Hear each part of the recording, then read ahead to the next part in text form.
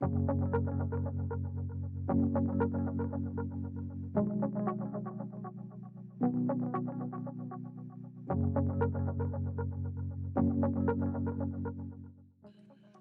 días, saludos a todos los que contemplan este vídeo, esta grabación.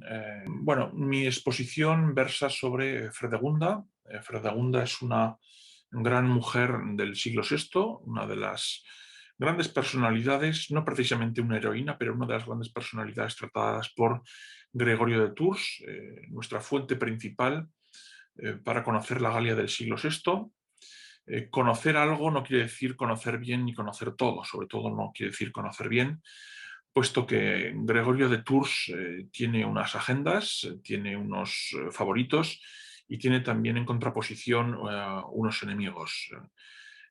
Como reina, enemiga de su gran heroína que es Brunegilda, tenemos a Fredegunda, reina de Neustria, una reina a la que le tocó vivir momentos muy duros por fallecimiento de su esposo, por ausencia de sostenes reales en el reino, una reina curtida que no solamente sacó adelante a Neustria como principal potencia de la Galia en su momento, sino que supo vencer, según Gregorio de Tours, de una forma artera, no está tan claro que fuese así, pero supo vencer a todos sus enemigos y por ello, de forma adecuada, debemos considerarla como una de las grandes personalidades, desde luego, grandes personalidades que conocemos de la antigüedad tardía en el occidente europeo.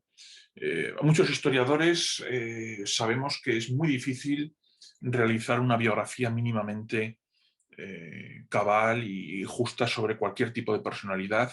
No podemos conocer realmente ni a Calígula, ni a Nerón, ni a Augusto, ni a Caracara, ni tampoco a Fredegunda, porque todos estos personajes con unas responsabilidades de poder muy fuertes, lo que hacen primero es bueno, pues cumplir con sus obligaciones, después seguir una de las posibles vías de acción para el desempeño de sus funciones, con lo cual es muy difícil rastrear cuál es la personalidad, hombre o mujer, que está detrás de estas funciones áulicas en el caso de emperadores, emperatrices o reinas. Aún así, mi propósito aquí es hablar de lo más importante o de los rasgos más importantes, no tanto de la personalidad de Fredegunda, que sin duda fue excepcional, sino de aquellos desafíos que tuvo que vencer y venció y que están narrados de una forma realmente poco favorable por parte de Gregorio de Tours. Varios son los métodos de aproximación, no los arqueológicos, pero sí los literarios, los numismáticos e incluso bueno, pues, algún otro, como es la comparación histórica con otras personalidades más tardías. Voy a compartir pantalla porque voy a seguir el PowerPoint. Fredegunda y Gregorio de Tours. Bueno, la historia de Fredegunda es una historia de oposición a Brunegilda, ya lo he comentado, durante los años en los que escribe Gregorio de Tours, entre el 575, quizá un poco antes, 573 y el año de su muerte, 591. Son 16 años en los que tenemos, sobre todo para los parámetros de la época, una información bastante abundante, no fácil de interpretar, pero sí abundante. Fredegunda, reina de Neustria, Brunegilda, reina de Austrasia. Son dos reinos que aparecen por primera vez hacia el año 575, nombrados en Gregorio de Tours, dos reinos del norte con prolongación hacia el sur. En fin, en todo caso, estos dos reinos principales, junto con otros que también tienen carácter merovingio, como el de Borgoña principalmente, son todos herederos de Clodoveo, Clovis, Luis, como va a ser el nombre principal de la realeza francesa hasta Luis XVIII, un rey con unos cultos tradicionales que se convierte precisamente también por otra gran mujer, su esposa, procedente del reino burgundio, el más evolucionado, el más relacionable con Italia, con el mundo ostrogodo y sobre todo con el mundo bizantino. Bueno, para insertarse Clodoveo en la Commonwealth de la época, que está presidida por el signo del cristianismo, él decide bautizarse y bueno, pues no es ninguna casualidad que Gregorio de Tours se interese por una realeza de nuevo cuño, muy favorable y muy aliada del Imperio Bizantino en el siglo V y el siglo VI.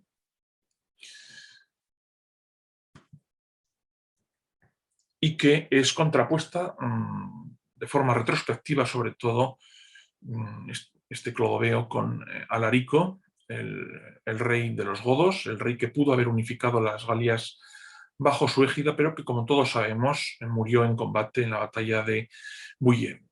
Como muchos otros autores, desde el gran historiador Tucídides, que contrapone mar, tierra, Esparta, Atenas, grandes figuras entre sí, también Gregorio de Tours gusta de esta evolución por parejas, no solamente entre hombres, sino entre mujeres, siendo las dos principales oponentes en su narración las mencionadas Brunegilda o Brunilda y Fredegunda.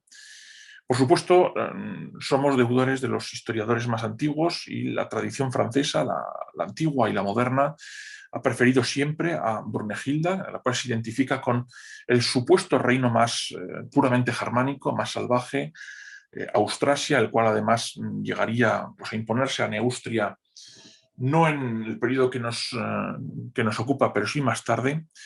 Y Brunegilda, bueno, pues disfruta, desde hace tiempo sigue disfrutando de varias biografías y estudios. El último gran estudio es el de Bruno Dumézil, gran visigotista y también gran estudioso del mundo merovingio. Este es el año 2008. En fin, los visigodos son los que le han atraído en primer término, pero ha acabado por sucumbir en el buen sentido a los intereses franceses, que ven el nacimiento de Francia y su expansión de forma semejante a la de Roma en la Edad del Hierro y época clásica, es decir, a partir de un núcleo originario destinado a expandirse. En la Tercera República Francesa siempre ha preferido mucho más a Brunegilda o a Clodoveo que no a Alarico y a Fredegunda. Pero otras visiones son posibles. A finales del siglo VI la situación era muy fluida y aunque Gregorio dé por hechos algunos eventos en un sentido teleológico y finalista, la verdad es que rastreando, incluso en su propia obra, puede verse que algo muy diferente de lo que sucedía era lo que él deseaba, tomando partido precisamente por un reino de los dos contendientes que no estaba precisamente ganando. Bueno, Brunegilda también ha sido una reina estudiada en España, no tanto como en Francia. Esta obra de Joaquín Rubio Llors es una muestra, pero simplemente este año como botón de muestra puede señalarse este libro de divulgación, novelado, d'Eric Fouassier, Le Franc Royaume, El furor de Fredegunda. El que la caracteriza es algo típico desde la Edad Media, el caracterizar a las reinas consideradas maléficas, perversas, que se entrometen en la política, es decir, que gobiernan como reyes. Esto que es luego aplaudido en una Isabel I de Inglaterra, que tiene el estómago de un rey, o una Isabel I de Castilla, que también sabe gobernar con mano férrea y que tiene las ideas claras. Esto es bastante mal visto en el mundo franco-inglés. En la Edad Media son las reinas lobas, reinas que son caracterizadas como brujas, literalmente, por Gregorio de Tours en este caso. En Fredegunda también la sanguinaria. Es representada a la vez como bruja y como perseguidora de la brujería. Esta imagen proviene sin duda de las Historiae de Gregorio de Tours, visión que se transmitió a otras obras que dependían de Gregorio, en la crónica del pseudo Fredegario. Ante todo, Gregorio caracteriza a Fredegunda, en fin, podríamos citar muchos pasajes, pero estos dos son significativos. Et maleficia Fredegundis reginae, la maldad de Fredegunda, o también aquí habla Utfredegunden Maleficam. Es no solamente una bruja, sino que también es perseguidora de la brujería, incluso cuando es ortodoxa, está envuelta en los asuntos que más le atraen, que son los oscuros, los paganos o paganizantes, y no los realmente cristianos, según el punto de vista de Gregorio de Tours.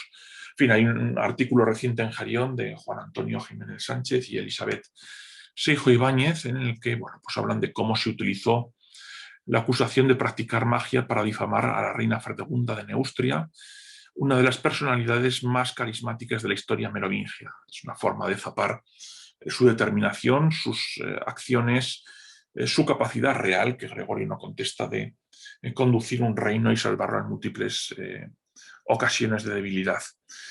Dicha acusación fue una de las maneras más eficaces de relegar a un individuo al ámbito de la alteridad y la marginalidad. El autor de casi todas las noticias relacionadas con este tema es Gregorio de Tours, quien no desaprovecha nunca una oportunidad para cargar contra Fredegunda. Si tanto la critica es porque sin duda fue importante. La caracteriza como una intrigante, una asesina despiadada. Bueno, entre los muchos crímenes que se le adjudican, que Gregorio le adjudica, está el de haber provocado el repudio de Audovera, la primera esposa del que va a ser su marido, Chilperico I. También el estrangulamiento de Galsuinda por orden de Chilperico en el año 568, después de Audovera. Chilperico se casa con Galsuinda, una princesa visigoda, y según Gregorio de Tours, la instigación para este asesinato habría sido Fredegunda en el año 567. También habría contratado los servicios de dos mercenarios, dos sicarios, que portando puñales habrían asesinado nada menos que al rey Sigeberto de Austrasia, ahondando en las crisis de este reino y llevándolo a una profundísima crisis en los años subsiguientes. También es responsable de la muerte de Meroveo, hijo de Chilperico y de su primera mujer, Audovera, por cuestiones dinásticas, para favorecer su posición y eliminar a los vástagos de otras posibles descendencias en el trono de su marido. También se le acusa, es uno de los episodios más reproducidos en el siglo XIX francés, más comentados, como intenta matar a su propia hija Rigunda, a la cual había intentado casar también con un rey, en este caso Recaredo, en el sur, rey visigodo. En fin, Fredegunda es caracterizada además con un pecado capital entre muchas reinas y emperatrices en la época antigua, y es la de que gobierna como un hombre. No solamente es capaz, según Gregorio, de instigar asesinatos, de provocar repudios, de hacer que reinos enteros como el de Austrasia caigan en el maelstrom de la descomposición, sino que es capaz de conducir ejércitos estando ya a la cabeza con, en este caso, el infante, el niño de corta edad, Clotario II, su hijo. En fin, Brunegilda, su gran enemiga, fue ejecutada de una forma, en fin, totalmente horrible, descuartizada, arrastrada primero por caballos, descuartizada a una edad ya provecta, y sin embargo, aunque esto no lo viese en Gregorio de Tours, cuando muere en Fredegunda, lo hace habiendo colocado a su hijo en una posición segura, Clotario II, y haciendo que el reino de Neustria sea la potencia dominante de las Galias. Fredegunda contrajo disentería, sin embargo, en 597 y murió de esta enfermedad en su palacio de París, pero en modo alguno descuartizada por ningún caballo ni asesinada con venenos o dagas. Y sin embargo, en realidad, ya sin comentar nada más de Fredegunda, vemos que es una reina excepcional, que ha sorteado todos los problemas, conducir ejércitos, asegurar que su hijo reine, alejar a las varias esposas precedentes y otras concubinas de su marido, buscar los mejores tutores para su hijo, que son varios, Gontran, muy probablemente Recaredo. A pesar de todos estos éxitos indudables que cualquier lector desapasionado puede encontrar a primera vista en Gregorio, bueno, pues es difícil sustraerse de las informaciones negativas de Fredegunda, que no deja de asomar con sus insinuaciones la opinión de que Fredegunda era realmente una reina perversa. Pero podemos comparar a Fredegunda y la historia que nos da Gregorio de Tours con una información realmente, bueno, pues sesgada y circunscrita a un autor, la Segunda Guerra Mundial, que conocemos todos perfectamente. Imaginémonos que sucede en 1500 años, 1000 años, y que en vez de tener la gran cantidad de, bueno, pues de memorias, de partes de guerra, de vídeos, tuviésemos que elegir, o que nos hubiese llegado solamente pues, las memorias de Rommel o de Winston Churchill, cada uno de ellos pues, involucrado, obviamente desde puntos muy diferentes, en la Segunda Guerra Mundial, o personajes de menor importancia, pero también con sus memorias, su forma de entender la guerra, una Ana Frank en Holanda o un colaboracionista francés como Léon Gauthier. No tiene absolutamente nada que ver. Y al tener a Gregorio de Tours, por muy importante y celebrado que sea, es como si tuviésemos que entender la Segunda Guerra Mundial a partir de un Rommel o a partir de una Ana Frank. Por ello, y antes de entender si es que podemos a esta mujer sin duda excepcional, Fredegunda, tenemos que entender cuáles son las vivencias de Gregorio de Tours, cuál es su recorrido, cuáles son sus agendas y sus dependencias. A quién tiene que enaltecer y a quién tiene que criticar y por qué.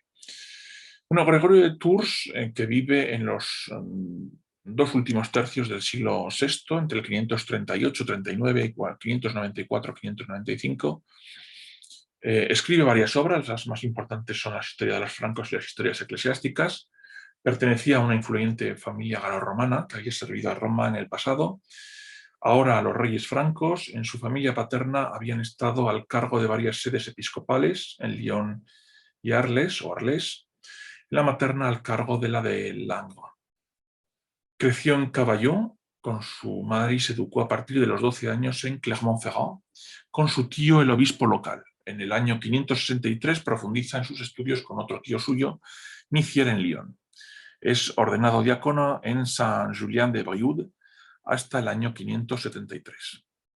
Bueno, vemos un poco que estos lugares importantes para Gregorio de Tours no son precisamente los del norte, en el reino de Austrasia, ni siquiera en Neustria, sino que están más bien en un área del curso medio y bajo del Ródano, en torno al valle del Ródano, que, bueno, pues realmente en lo sustancial, aunque los reinos francos merovingios cambian mucho de fronteras, están en relación con uno de los reinos de los que no hemos hablado hasta ahora, el de Burgundia. La verdad es que esta región es una región muy contestada. Justo antes del nacimiento de Gregorio de Tours, sabemos que bueno, pues, las ciudades cambiaron de manos varias veces.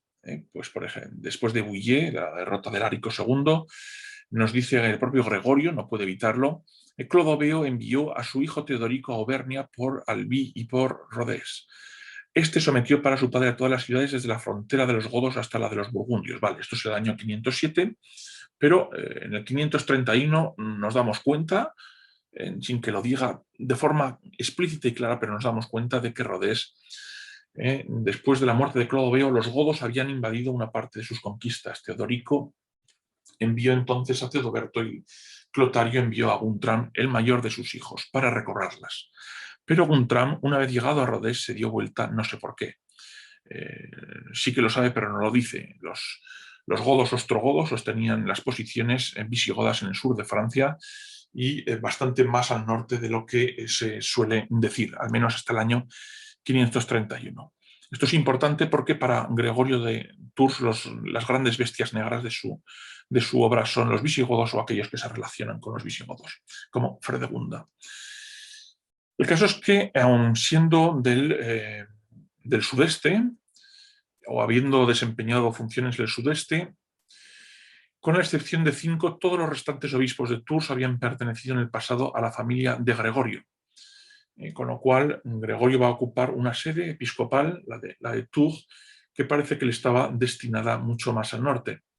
Así que con 34 años, en el año 573, los beneplácitos del rey Sigeberto I de Austrasia y de la reina Brunegilda, y aquí ya vemos las dos personalidades más influyentes en su promoción, ellos favorecen que Gregorio suceda a su primo materno Eufronio como obispo de Tours. La ciudad de Tours se encontraba bajo el control del rey de Austrasia. Era una de las más importantes sedes episcopales de la Galia, aunque muy cerca de Neustria.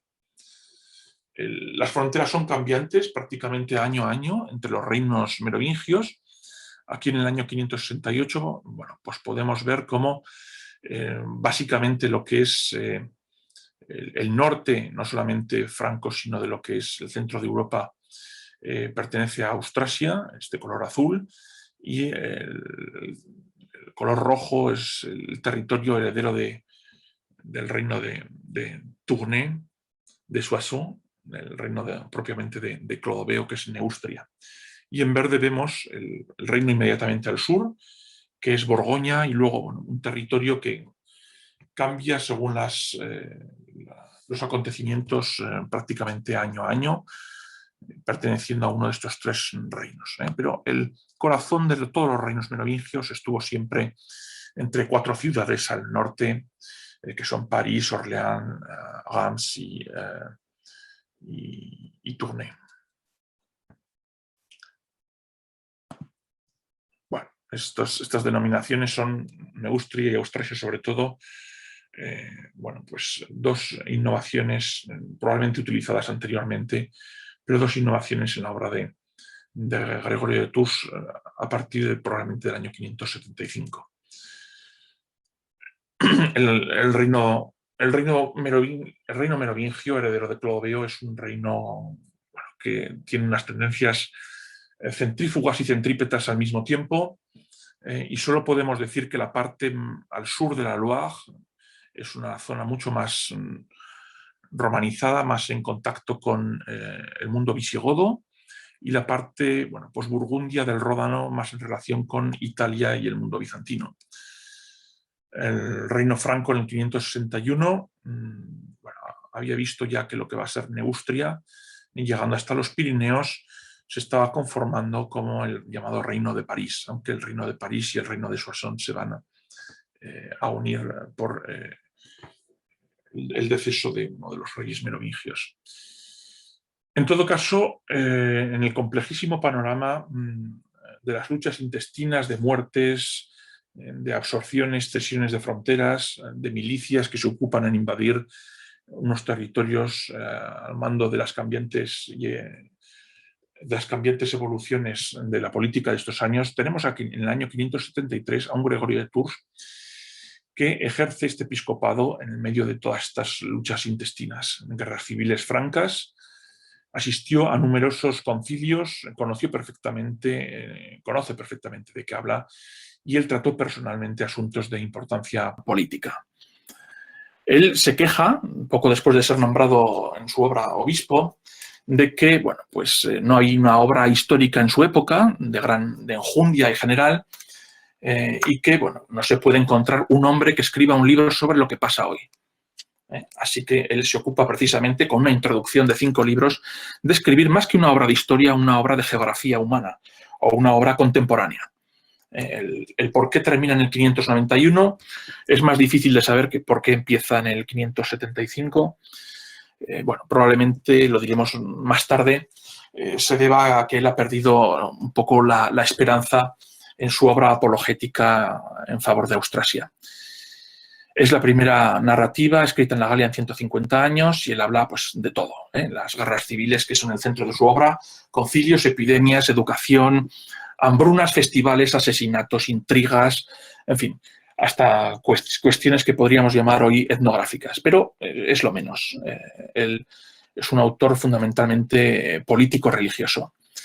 Él contrasta el bien frente al mal, en una obra muy dual, y narra, interpreta los acontecimientos de sus días. La historia Francorum, al final, él dice que he escrito 10 libros de historia, 7 de milagros y uno sobre las vidas de los padres. He comentado en un tratado un libro de salmos. He escrito un libro de horas eclesiásticas. Bueno, su libro quinto, que es el clave, empieza con la muerte de Sigeberto y, como digo, sería el núcleo de su obra, puesto que en el libro primero se ocupa de 5.600 años, en el libro segundo, pues hasta la muerte de Clodoveo, en el libro tercero y cuarto, desde Clodoveo hasta la muerte de Sigeberto, y estos 16 años, la mitad de su libro, a narrarnos estas historias de guerras civiles con dos personajes centrales que son dos mujeres. Lo dicen, lo que se puede caracterizar como el proemio de su obra, ¿no? Me duele tener que contar las vicisitudes de las guerras civiles que aplastan a la nación y el reino de los francos. Y, cosa cruel, ya nos han hecho ver estos tiempos marcados por el Señor, cómo sucede el comienzo de las calamidades. El hermano entregará al hermano a la muerte y el padre al hijo. Los niños se levantarán contra su padre y su madre y los matarán. Es particularmente horrible dentro de este proemio que aquella persona que más hijos, maridos, familiares asesinen sea precisamente Fredegunda. Así que incluso cuando no habla de ella directamente, sino indirectamente, pues siempre está pensando en ella como la gran bestia negra. Bueno, y ahora vamos a empezar realmente con cuál es el papel real o cuál es la narración que nos transmite Gregorio sobre estas dos mujeres, estos dos reinos enfrentados, y cómo él interpretó y caracterizó estos acontecimientos a la vez personales y políticos. Bueno, los reinos francos, estos 4 que existen, que en realidad son dos grandes, están siempre vinculados a 4 ciudades muy próximas entre ellas. Lo hemos visto antes, Reims, Soissons, París y Orléans, con sus traspaíses que pueden llegar hasta los Pirineos o hasta el centro de Europa. Importante, antes del 561, todo lo que vemos en este color claro, en este color más oscuro, en el color violeta, incluso esta parte de la parte meridional marítima del reino de París, ya habían intentando separarse en un reino de Aquitania por parte de un rey hijo de Clotario I. Estas tendencias, vamos a decir, secesionistas o autonomistas, que narra Gregorio no muy detalladamente, pero que las narra, son importantes porque en realidad tenemos un panorama muy semejante hacia el año 560 o 570 con respecto a 50 o 60 años. Una Galia dividida en 2 partes, norte-sur, en la cual pues las guerras entre los 2 principales reinos del norte van a afectar al sur. Bueno, Gregorio de Tours habla de este hijo de Clotario I como creador de un vicerreino de, bueno, pues prácticamente los territorios clave del reino godo anterior a la derrota de Boyer, Poitiers, Tours, Limoges, Clermont-Ferrand, Jabol, Rodez, Cahors, Albi e incluso Toulouse. De nuevo, aquí Gregorio de Tours tiene que defender unos territorios, unas posiciones, pues en el fondo bastante débiles de sus señores. Austrasia, Neustria, con el reino de Tournai, que es la Neustria original, Aquitania, Borgoña, una Auvernia fronteriza, en fin. El reino de los visigodos, que ha desaparecido, pero que está en la memoria y que va a tener una importancia muy importante, una importancia destacada en la narración de la historia de Fredegunda. Bueno, Fredegunda está vinculada a... verán que hay una gran cantidad de nombres, de fechas, es absolutamente inhabilitable. Este es un mundo muy fluido, cambiante, en el cual uno se pierde fácilmente si no sigue unos hilos rojos o fósiles directores claros. En el norte, el reino de Clodoveo, que es el que vamos a llamar Neustria, él lo llama a partir del año 575, pero bueno, lo podemos llamar ya Neustria. El hombre clave es Chilperico I, el que va a ser el marido de Fredegunda, un hombre que está dentro de esta división en cuatro, en torno a las cuatro grandes ciudades francas, de Sigeberto, el rey de Austrasia, Gontram, que no los vamos a perder de vista, Cariberto, que muere enseguida, y Chilperico. Bueno, esto es 561. La Galia está, aunque no lo parezca, inserta en el concierto internacional. Sucede un terremoto, que es siempre lo que sucede en el mundo bizantino. Hay un cambio de gobernante, Justiniano, el gran Justiniano, el reconstructor de gran parte del poder bizantino en el oeste, desaparece y sube al trono un nuevo Basileus, un nuevo emperador, Justino II, que va a reinar durante estos años, 565-538, unos años clave para la formación de Fredegunda. Él había recuperado, todos lo sabemos, pues gran parte, lo esencial del Mediterráneo central para Bizancio, incluso una parte, no sabemos cuánta, pero una parte de Hispania. Esto es hacia el año 565, cuando muere él. Estas son las posiciones bizantinas en realidad muy frágiles, porque, bueno, pues en Italia y en otras partes vemos que el poder bizantino se está resquebrajando. Las relaciones bizantinas con la ciudad de Roma, con el Senado de Roma, siempre habían sido muy conflictivas. A Justiniano le había costado muchísimo recuperar Italia, unas grandes guerras góticas de varias décadas, con una gran oposición, no solamente ostrogoda, sino de las clases altas de senatoriales y tradicionales, bueno, pues post-romanas. Esto continúa durante todo el reino de Justiniano y después. Y Pablo Diácono, un autor de la época, nos hablan cómo los habitantes de Roma estaban hasta las narices del poder bizantino y se quejan ante el nuevo emperador Justino II del gobierno de Narses en Italia con estas palabras: sería ventajoso para los romanos servir a los godos en lugar de a los griegos. En esta misma época, Atanagildo en Hispania entra en Sevilla. Vemos que hay dos posiciones clave, dos ciudades importantes, Roma y Sevilla, que contestan el poder bizantino o de gentes, como el caso de Sevilla, que no es seguramente bizantina, pero sí en la órbita quizá, que contesta las posiciones proimperiales al menos. Ostrogodos y visigodos habían estado más o menos unidos a principios del siglo VI, y bueno, pues el mundo bizantino que se ha impuesto sobre ellos en parte se debilita en el 565.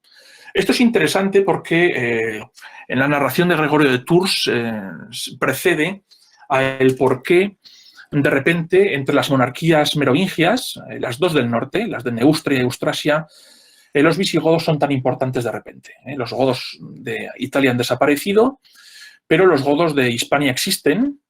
No hay tantas diferencias entre ellos como parece.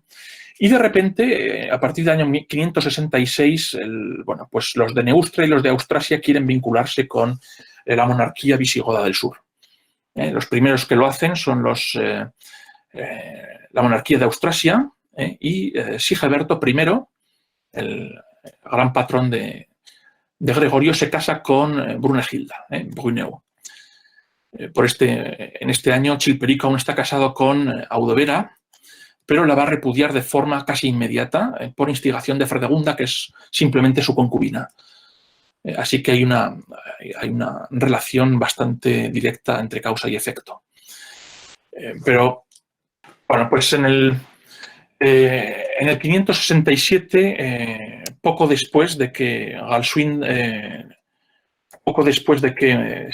Sigeberto haya contraído matrimonio con Brunegilda y que Audovera haya sido repudiada, Chilperico se casa con otra princesa goda, en Galsuinda, se puede deletrear de varias maneras, con lo cual tenemos a las dos grandes familias y reinos del norte merovingio con dos princesas visigodas. Estos son años claves, el poder bizantino se está resquebrajando en Italia. Tenemos a los lombardos, otra gran nación natio-germánica que está entrando en el 568 en Italia. Los lombardos entran en el 568, solo 3 años después de la muerte de Justiniano, Y como se ve en la imagen, los lombardos simplemente cuentan como excusa que habían sido invitados por el bizantino Narsés, que tenía problemas en Roma. Los lombardos habían sido teóricamente aliados de los bizantinos con anterioridad y recibido subsidios para contener a los gépidos, y es posible que los bizantinos los tantearan con vistas a guarnecer el norte de Italia frente a los francos. Es decir, los lombardos son una amenaza para los francos, las gentes de Austrasia primero y de Neustria después, y en este movimiento parece que se quieren asegurar el flanco sur con aliados visigodos, las dos potencias una tras otra. Sin embargo, por cuestiones que nos son difíciles de discernir, el matrimonio de Chilperico con la goda Galsuinda terminó muy rápidamente. Galsuinda estaba irritada con el rey. Ella le reprochaba sus continuos adulterios, con fundamentalmente Fredegunda, y se manifestaba deseosa de regresar a Hispania, aún dejando a Chilperico en posesión de la dote que ya había aportado. Una mañana del año 568, la reina Galsuinda fue hallada estrangulada en su lecho. Según cita Gregorio de Tours, el rey lloró amargamente su muerte y a los pocos días se casó con Fredegunda. Hay pocas dudas ya en la época, y por parte de todos los historiadores posteriores, de que fue Fredegunda la gran instigadora de este asesinato de Galsuinda, que bueno, pues, probablemente no respondía a los intereses de la monarquía de Neustria, sino más bien a los de Austrasia. Fredegunda va a ser siempre la garante de la independencia de Neustria y de la conducción con mano férrea de sus intereses, aunque sea caracterizada como asesina, loba y hechicera por parte de Gregorio de Tours.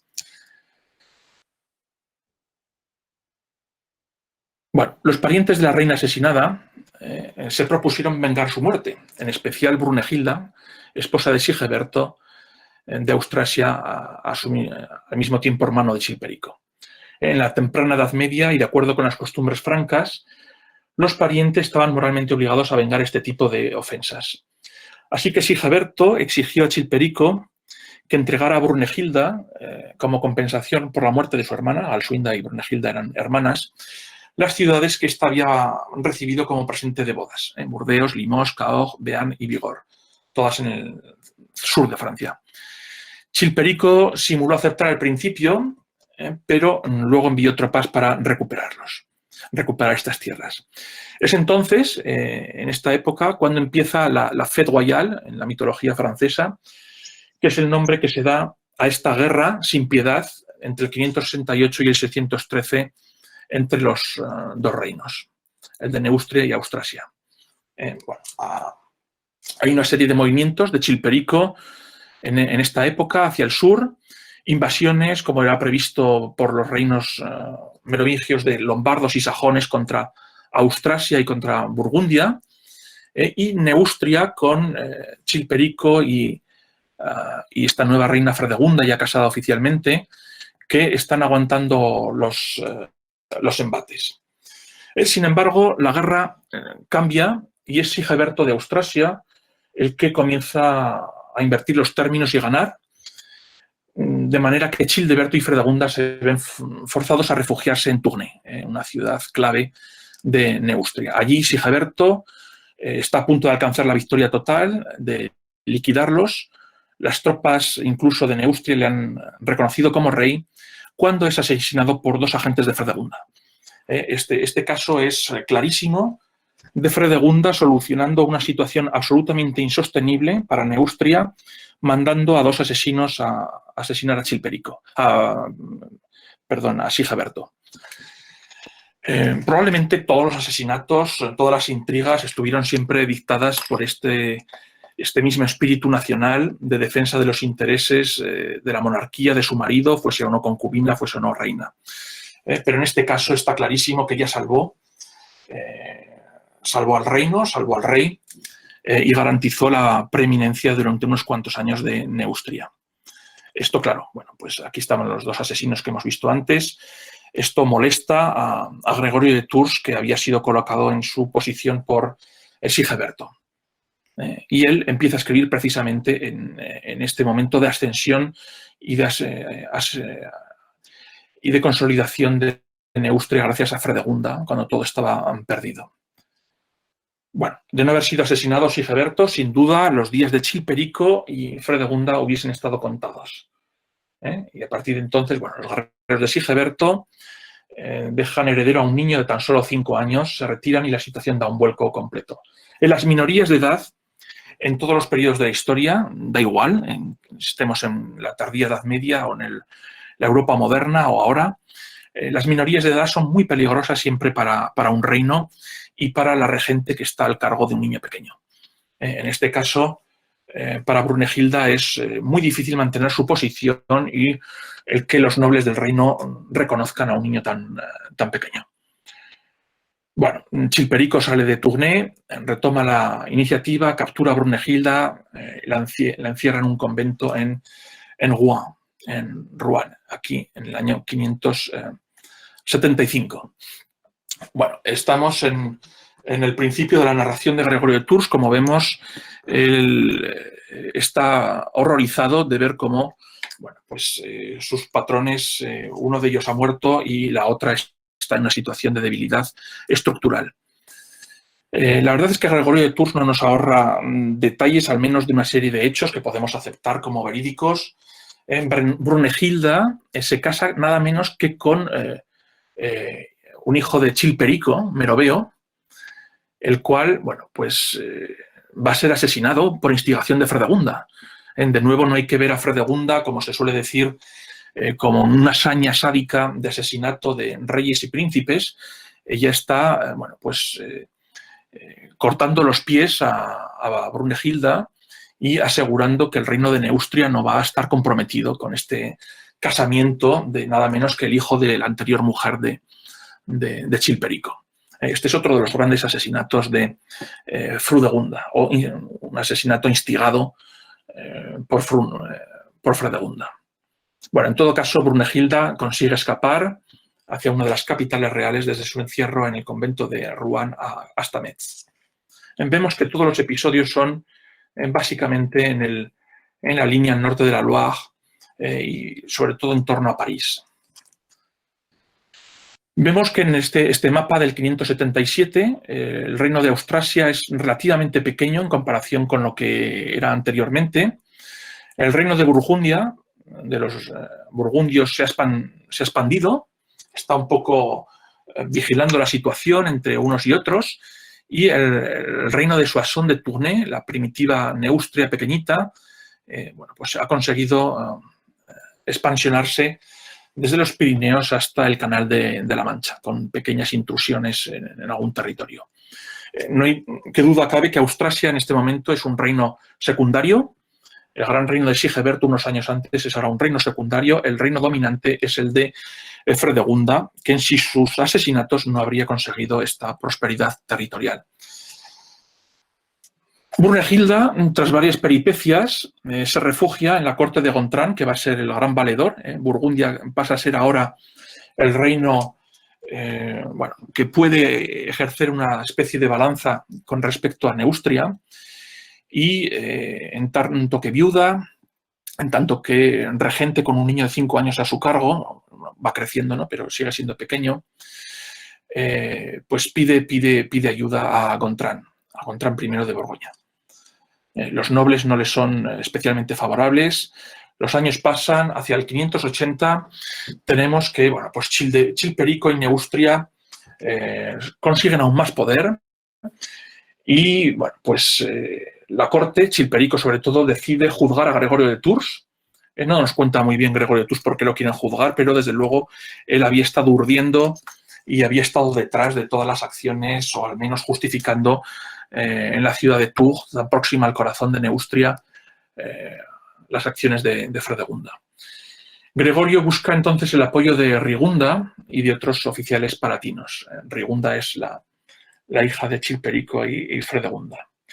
Y ahora tenemos otro gran episodio que explicaría el encono, no con vistas al pasado, sino el encono por la situación en el presente en el que vive Gregorio. Y es que Recaredo, el hijo de Leovigildo, uno de los hijos, se encuentra en estos años en disposición de emparentar. Las relaciones buscadas por los reinos merovingios en el 566, a partir de ese año, no han cesado. Tras unos años de de neutralidad parece que otra vez quieren buscar, sobre todo Neustria, esta relación con el que se considera un rey poderoso en el sur, el rey visigodo, en gran parte, muy probablemente, para pues ejercer de balanza con el demasiado poderoso también Gontrán. Brunegilda busca a Gontrán y Fredegunda y Chilperico buscan a Recaredo, al rey visigodo. Así que se establece mediante una serie de embajadas que Rigunda va a casarse con Recaredo. Así que Rigunda es enviada después de unos años de negociaciones. Sabemos más o menos cómo se desarrollaron estas negociaciones. A lo largo de bastantes años, Rigunda es enviada junto con una espléndida dote en agosto del año 584 al reino visigodo de Hispania para casarse con Recaredo. El viaje es muy azaroso, con multitud de robos que le dejan sin nada, pero llega a Toulouse y justamente en ese momento en Toulouse le llega la noticia de que su padre Chilperico ha sido asesinado. Y de repente el matrimonio con el rey visigodo se paraliza. Esta es una operación también de asesinato perfectamente urdida por los enemigos de Fredegunda, por los enemigos de Neustria, en la que se devuelve la pelota del asesinato de Sigeberto en el año 575. En Fredegunda con Rigunda, que la quería casar con Recaredo, se queda de repente en la misma situación, exactamente la misma situación que Brunegilda unos años anteriores. Es decir, con un niño pequeño, sin un marido poderoso y con unos nobles que le van a contestar, pues de forma más o menos activa, su preeminencia en el trono. El sospechoso número uno de este asesinato, aunque aún a día de hoy se debate, es Gontrán de Borgoña. Significativamente, para Gregorio de Tours no hay duda de que Fredegunda está detrás de todos los asesinatos, pero se puede dudar de quién mató a Chilperico. Es bastante obvio que aquel que más resultó beneficiado debió haber sido su asesino o al menos haber colaborado. Y este es Gontrán de Borgoña, más que incluso Brunegilda, porque Gontrán de Borgoña va a ser requerido como tutor. Lo había sido por parte de Brunegilda, pero también se va a ofrecer como tutor de Clotario II. El gran problema ahora es el de qué se hace con la reina y el hijo de la reina más poderosa de toda Francia. Y estoy utilizando el término de Francia conscientemente. Esto no es la Galia, simplemente es Francia. Y Gregorio de Tours, en su no caótica, muy bien estructurada obra, por el contrario, muy detallada, nos habla de una serie de personajes. Uno de ellos es Domegiselus, uno de los grandes más poderosos de la ciudad de Angers, que había servido lealmente a Chilperico primero hasta la muerte de este último en el año 584. Es una persona que había estado en contacto directo con la corte visigoda en España desde el año 582 y con el rey Recaredo en relación con el compromiso y la liquidación de la dote de Rigunda.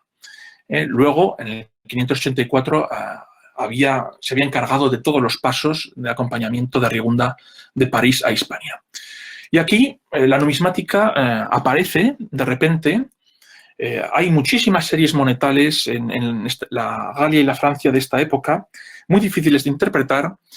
Yo me he dedicado personalmente a seguir los rastros de lo que son los tipos visigodos característicos de la Galia de esta época, muy interesantes y que denotan la existencia de lo que yo personalmente llamo un partido visigotista o un partido visigodo en la Galia de los años 580.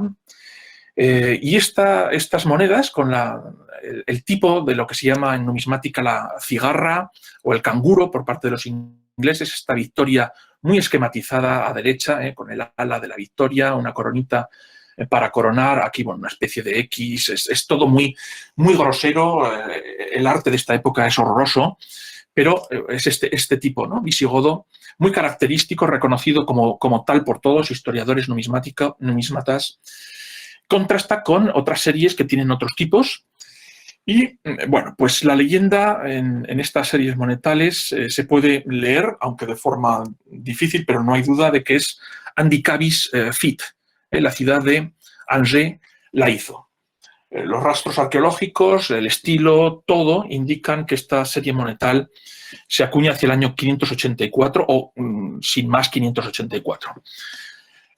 Aquí existe una concomitancia, una coincidencia bastante feliz entre lo que es la narración de Gregorio de Tours, que tiene que admitir cómo hay muchas ciudades, Angers, por ejemplo, pero no solo, en todo este gran reino que va desde los territorios sajones enfrente de la isla de Britania hasta los Pirineos, una serie de ciudades que hacia el 584, después de la muerte de Chilperico, manifiestan lo que a todas luces es un deseo de vinculación con la monarquía visigoda de Recaredo. Bueno, estas series de la cigarra se encuentran desde Vicus in Pontio, aquí se puede leer Vicus in Pontio, de Kentovic, Metalu, que es otra ciudad más al sur, en región angevino-normanda, en fin, no quiero cansar, pero son unas series típicamente merovingias, no visigodas, que adoptan este tipo visigodo en torno a este año. Se rumorea, dice Gregorio de Tours, que está visiblemente alarmado en su narración, que Fredegunda había enviado embajadores secretos a España y Hispania y que fueron recibidos en secreto primero por Palladio, obispo de la ciudad de Santa, y luego dirigidos más hacia el sur.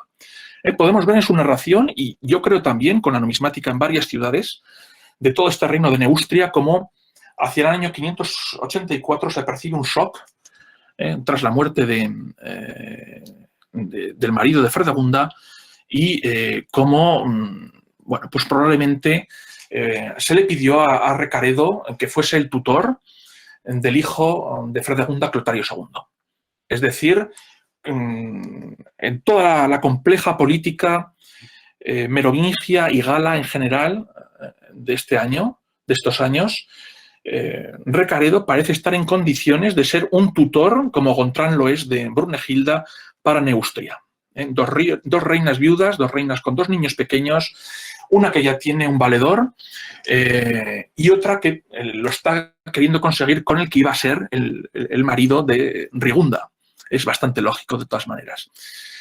Y aquí tenemos lo que yo creo que es una interpretación mucho más cabal de lo que se conoce desde siempre, que es los problemas militares, la invasión de Gontran del rey de Burgundia, de la Septimania Goden en el año 585. Siempre se ha dicho que es, bueno, pues unos problemas territoriales, que él desea ocupar de una vez por todas el territorio galo de la Septimania visigoda.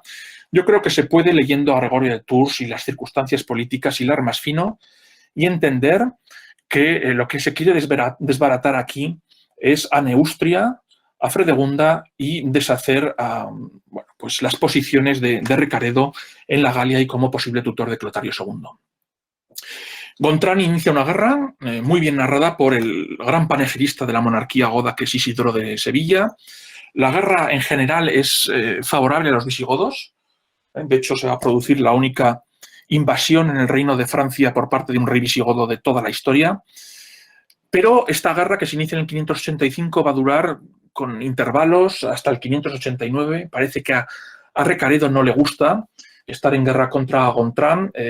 Y bueno, pues la operación del 584, vemos que el reino de Orléans, Burgundia, es enorme. Parece que la operación Recaredo del 584, que existió, dura solamente unos meses, quizá un año. Recaredo, bueno, pues parece, según Gregorio de Tours, que abandonaría sus pretensiones con respecto a Fredegunda. Porque Gregorio de Tours ahora cuenta que bueno, Fredegunda le pide a Gontran I que ejerza la tutoría de su hijo. Recaredo es, según Gregorio de Tours, desplazado. Al mismo tiempo, Gontran firma con su sobrino Childeberto II de Austrasia y la reina regente Brunegilda el Tratado de Andelot, 587, en el cual, entre otras disposiciones, se establece la herencia recíproca de los reinos de Austrasia y Borgoña. Tenemos claramente que el árbitro de la política gala y merovingia en esta época, como en época de Clodoveo, o un poco antes, es el reino de Burgundia, que está entre, en este caso, no los godos y los merovingios, sino entre Austrasia y Neustria. Pero el árbitro es el rey Gontran. Y bueno, el año 587 se considera clave por establecer una serie de pacto entre todos, pero un pacto en el que sale temporalmente ganando Austrasia y desde luego Gontran. Y Recaredo, bueno, sigue en guerra con Gontran. Parece que Gontran no le acepta varios ofrecimientos de paz ni de, bueno, pues de intercambio de presentes para terminar con la guerra.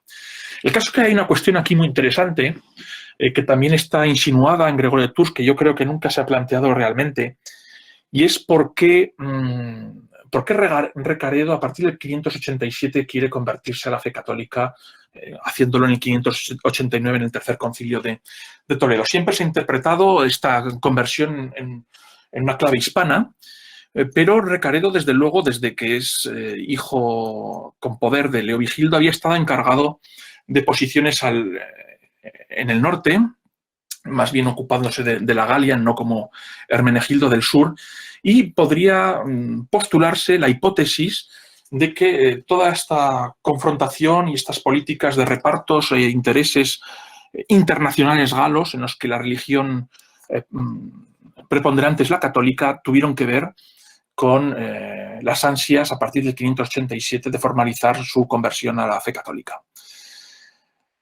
Bueno, esto es lo que yo creo que se puede intuir a partir de la narración de Gregorio de Tours. En todo caso, es muy interesante también que las tensiones visigótico-burgundias, o si se quiere, la influencia visigótica en la Galia, sigue siendo importante después del 585. Tras la guerra entre Recaredo y Gontran, que se inicia en el 585, tenemos a un rey visigodo con un nombre tan burgundio o borgoñón como es Gundemaro. Es un nombre típico para los reyes burgundios de otra época o para muchos nobles, Gundemar. Tenemos la Vita Velpasio Santi Desideri del 613 del rey sabio que es Sisebuto, que bueno, pues tiene también varios aliados en la Galia para posiciones provisigodas. Todo esto quiere decir que bueno, pues el mundo visigodo no es ignorado en la Galia, en los reinos merovingios, y que Gregorio de Tours, y con esto ya voy terminando, en su obra, en el centro de su obra, de los libros 5 al 10, está claro que defiende a Sigeberto I de Austrasia, que defiende a Brunegilda y a su hijo Childeberto II, al niño pequeño, defiende a Gontran de Burgundia, en que adquiere una primacía que ha perdido Austrasia, y que en forma bueno, pues, de espejo y a contrario, ataca a su gran enemiga Fredegunda, que es la gran valedora de que el reino de Neustria sea poderoso ya en tiempos de Sigeberto y que tras la muerte de Sigeberto pueda defenderse de todas las amenazas y todos los ataques. Hay un partido visigodo, yo creo, de Fredegunda en los años 580, con Recaredo al frente, y Austrasia, que a largo plazo vencerá en esta guerra de más de 100 años con Neustria, sin embargo es vencida por Fredegunda y Neustria. Austrasia y el reino y los reyes de Austrasia, cuando muere Fredegunda, está en una posición de debilidad. Fredegunda en los últimos años va con Clotario II al campo de batalla y, bueno, desde luego no va a sufrir el fin horrendo de Brunegilda descuartizada por caballos, sino que va a morir, bueno, pues de disentería, pero tranquila y con un reino de Neustria que es engrandecido y que en el siglo VII va a tener muchísimo que decir. Y bueno, pues yo creo que con esto ya puedo terminar diciendo que Gregorio de Tours es un autor pues partisano, parcial, muy interesante, del cual aún queda yo creo mucho que rascar, sobre todo poniéndolo compaginándolo con otros testimonios difíciles de leer, cuáles son los arqueológicos y numismáticos, pero que no por casualidad eligió a una grandísima reina que no hizo sino lo que hacían otros, es decir, asesinar para evitar en la concepción de la época males mayores. Y bueno, pues la bibliografía la tienen aquí un poco, en la que me he basado, la bibliografía secundaria, porque la principal es, sin ninguna duda, Gregorio de Tours, y para finalizar, Gregorio de Tours. Bueno, está ahí. Es un placer, agradezco de nuevo al Museo de San Isidro esta oportunidad de bueno, difundir ideas, posibilidades de investigación en torno a una gran personalidad del siglo VI, personalidad y reflejo de una época. También agradezco a la iniciativa de este seminario sobre mujeres, una idea compartida entre el Museo de San Isidro y la profesora Rosa Serrano del Departamento de Prehistoria, Historia Antigua y Arqueología de la Universidad Complutense. Gracias a todos.